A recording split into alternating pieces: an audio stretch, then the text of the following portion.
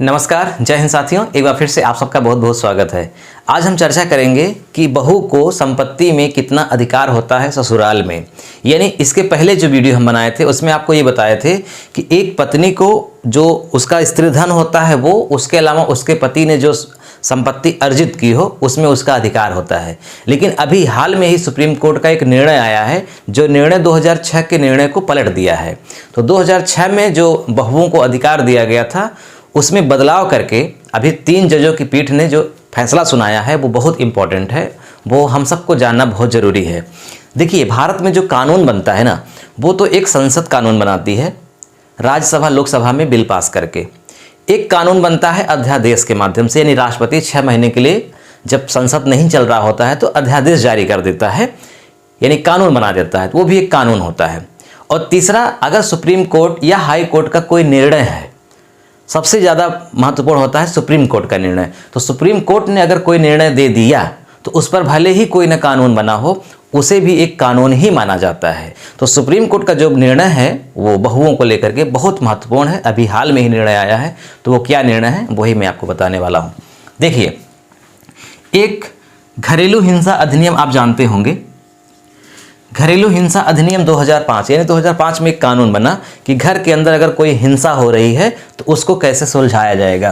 तो इसी के तहत एक मामला आया था 2006 में, जिसका फैसला सुप्रीम कोर्ट ने सुनाया था। 2006 का एक मामला था एस.आर. बन्ना, नाम सुने होंगे, एस.आर. बन्ना वीएस तरुण बन्ना। ये मामला था, कोर्ट में गया था। मामला क्या था उससे मतलब नहीं है, निर्णय क्या सुनाया था। सुप्रीम कोर्ट ने जो निर्णय सुनाया था वो निर्णय ये था कि एक पत्नी को उसके पति के ही संपत्ति में अधिकार होगा। अगर उसके पति की संपत्ति नहीं है तो उसमें वो अधिकार नहीं कर सकती। जैसे मान लीजिए कि यहाँ पर ये पिताजी हैं और इनका एक बेटा है और इनकी पत्नी है। ये बेटा है, ये पत्नी है और ये पिताजी है।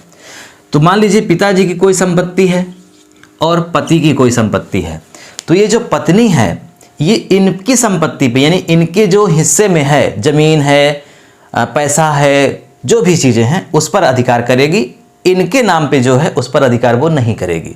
बेशक इनकी संपत्ति इनको मिलेगी, लेकिन हो सकता है कि इनके और बच्चे हों या न भी हों, तो अभी तो ये जीवित है ना, तो जो इनके हिस्से में है, जो इन्होंने खरीदी है या जो इनको इनके पूर्वजों से मिली है, अभी यहाँ तक ट्रांसफ़र नहीं हुई है, उस संपत्ति पे पत्नी कोई अधिकार नहीं कर सकती थी।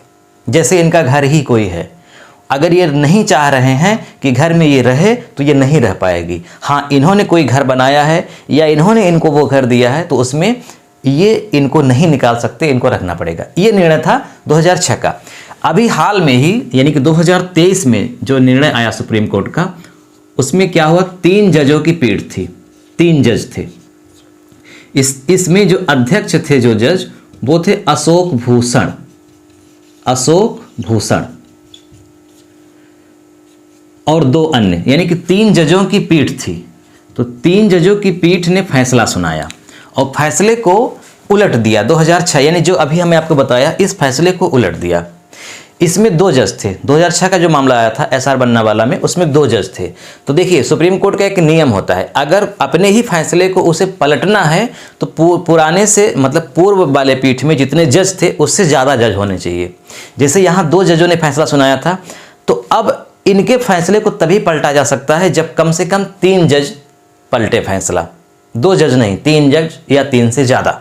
तो इन लोगों ने क्या कहा, इन लोगों ने कहा कि पत्नी को उसके पति के संपत्ति में तो अधिकार है ही, स्व अर्जित संपत्ति हो चाहे पूर्वजों से मिली हुई संपत्ति हो, घर हो, साझा का घर हो, जो भी हो, उसमें तो अधिकार है ही।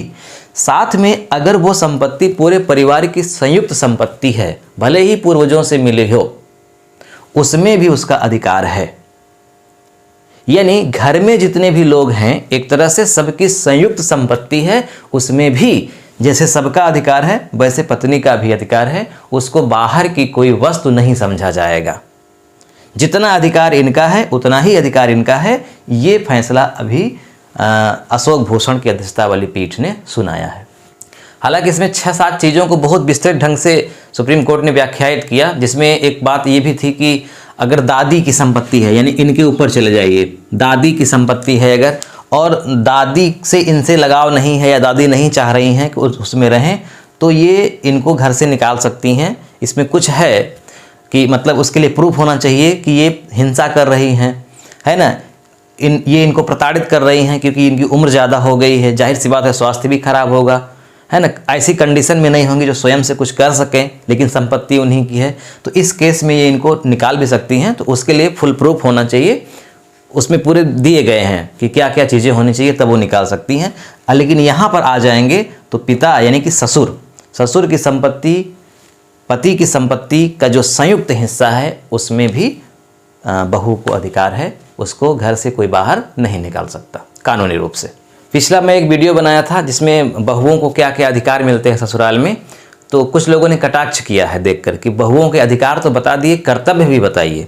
तो बेशक कर्तव्य तो होता ही है, लेकिन उनके पूछने का ट्यून ये था कि मतलब आप केवल अधिकार बता करके उनको बढ़ा रहे हैं, है ना, उनको गलत रास्ते की ओर ले जाने की कोशिश कर रहे हैं। उनका कर्तव्य भी बताइए कि आपको क्या करना है, सास ससुर की कितनी सेवा करना है, पति का पैर दबाना है, क्या करना है, उनका कर्तव्य भी बताइए। उनका कहने का ट्यून इस भाव से रहा होगा, मैं समझ रहा था। देखिए, कर्तव्य तो प्राचीन काल से ही बताया जा रहा है कि बेटी 4 बजे भोर में उठना है, सबसे पहले उठना है, सबके लिए खाना बनाना है, चाय बनाना है, बर्तन धुलना है, सारे लोग खा लेंगे उसके बाद खाना खाना है ना, तुम बीमार रहो या कुछ भी रहो, किसी से कहना नहीं है, बस चुपचाप सारा काम। ये कर्तव्य तो प्राचीन काल से ही बताते चले आ रहे हैं लोग ना, कर्तव्य ही तो बताया गया है, अधिकार कहाँ बताया गया। अधिकार की तो अब बारी आई है, और अब बारी आई है तो पुरुष प्रधान देश में पुरुषों को मिर्ची लग रही है। हम भी उसी में हैं, लेकिन समझते हैं, जो लोग फेमिनिस्ट हैं वो समझते हैं इस भाव को। अधिकार किसको दिया जाता है? जो वंचित वर्ग होता है। आज हमारे संविधान में अगर आर्टिकल 17 में लिखा गया है कि अस्पृश्यता का अंत हो, छुआछूत का अंत हो, जो छुआछूत को मानता है ना, जो किसी को तिरस्कृत करता है, वो व्यक्ति सुप्रीम कोर्ट जा सकता है, उसका ये मौलिक अधिकार है, उसके खिलाफ कंप्लेन कर सकता है। तो आखिर हमारे संविधान में ये बात लिखने की नौबत क्यों आई?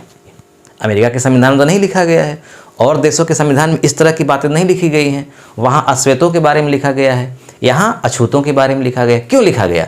क्योंकि यहाँ ऐसा था, है ना। तो जो महिला को आरक्षण मिले, ओबीसी को आरक्षण मिले, है ना, SC ST को आरक्षण मिले, अल्पसंख्यक को आरक्षण मिले, ये सब क्यों कहा गया? क्योंकि ये वंचित वर्ग थे, इनको बढ़ाने के लिए कुछ इनको करना पड़ेगा, कुछ एक्स्ट्रा इनके लिए करना पड़ेगा कुछ समय तक। जब ये एकदम बराबर हो जाएंगे तो फिर नहीं करना पड़ेगा। तो ये महिलाएं बहुत ही वंचित वर्ग से थी, केवल कर्तव्यों की ही बात की गई थी। इतिहास अगर हम पढ़ेंगे तो अधिकारों की तो कोई बात ही नहीं की गई थी, अब अधिकारों की बात की जा रही है। फिलहाल ये बात सही है कि कर्तव्य, अधिकार भी हों, कर्तव्य भी हों, अपना कर्तव्य भी पता रहे कि हमें क्या करना चाहिए, हमारी क्या ड्यूटी है। इस पर भी हम वीडियो बनाएंगे, बहुत अच्छा, टेंशन मत लीजिए। लेकिन थोड़ा सा अपने विचारों को बदलिए, इस बात को स्वीकार करिए कि एक वंचित वर्ग को जब मौका दिया जाता है तो कुछ विशेष सुविधाएं उसको दी जाती हैं। अगर एक ही घर में 2 बेटे हों, है ना, तो अगर माता पिता दोनों को बराबर ही देखते हैं, सही बात है, बराबर ही देखेंगे। लेकिन अगर एक लड़का बीमार पड़ जाए, काफ़ी लंबे समय से बीमार हो, काफ़ी कमज़ोर हो गया हो, तो डॉक्टर क्या कहेंगे? जो कमज़ोर हो गया है उसकी विशेष देखभाल की जाए ना, उसके ऊपर ज़्यादा इन्वेस्ट किया जाए, उसको अलग से कुछ चीज़ें खिलाई जाएं, उसको काम थोड़ा सा कम करने के लिए कहा जाए। तो जाहिर सी बात है, वो कमज़ोर हो गया है तो उसके लिए कुछ विशेष किया ही जाएगा ताकि वो उस भाई के लेवल में आ सके। अब यहाँ पर जो स्वस्थ है उसको इस बात से मिर्ची नहीं लगनी चाहिए कि उनको एक्स्ट्रा दूध पीने के लिए क्यों दिया जा रहा है, एक्स्ट्रा बादाम खाने के लिए क्यों कहा जा रहा है, हमको भी नहीं। वो स्वस्थ हैं, ठीक है, जो अस्वस्थ है उसको एक्स्ट्रा दिया जाना चाहिए ताकि वो लेवल में आ सके। इसी भाव से शायद कानून में सारी बातें लिखी जाती हैं। खैर, वीडियो कैसा लगा कमेंट करके जरूर बताइएगा, और आप किस टॉपिक पे वीडियो चाहते हैं ये भी बताइएगा, मैं विस्तार से वीडियो बनाऊंगा। वीडियो देखने के लिए आपका बहुत बहुत धन्यवाद।